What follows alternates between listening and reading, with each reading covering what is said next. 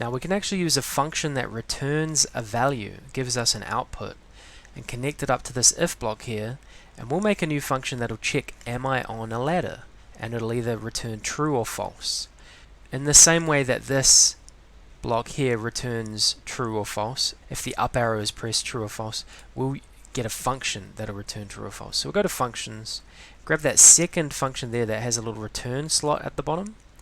We'll grab that and drag this underneath here, and this function we will call am I on a ladder, and it'll return a value. If we go to functions, now we can see am I on a ladder has been added to our list of functions, and it has that little puzzle piece there, which means we can connect it.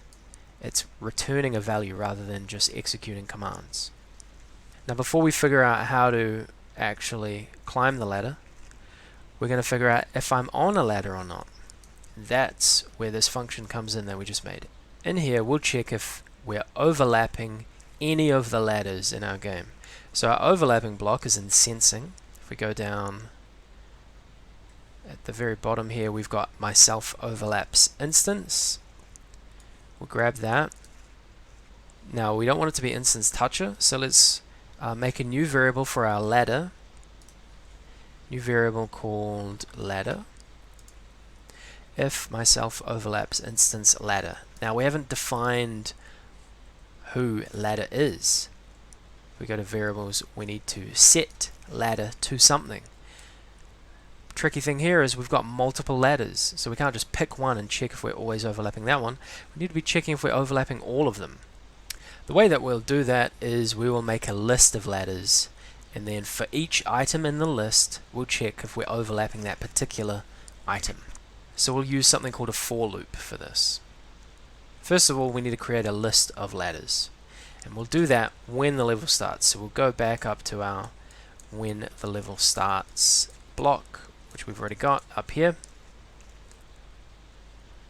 and inside all of these setup blocks at the very bottom we want to make a new list. So we'll go to variables, grab it'll be a property, set true false I, pop that down the bottom, and it won't be a true false, it'll be a list, and it won't be called I, it'll be called ladders. List ladders will be every object tagged as ladder. So if we go to sensing under the tagging section, there's this block, get all children by tag name. Children here means objects that belong to a class of object. So get all children, that means all of the objects that have this tag, and the tag is ladder. So that list will get set up, and the list will basically just look like ladder 1, ladder 2, ladder 3, or however many ladders you have.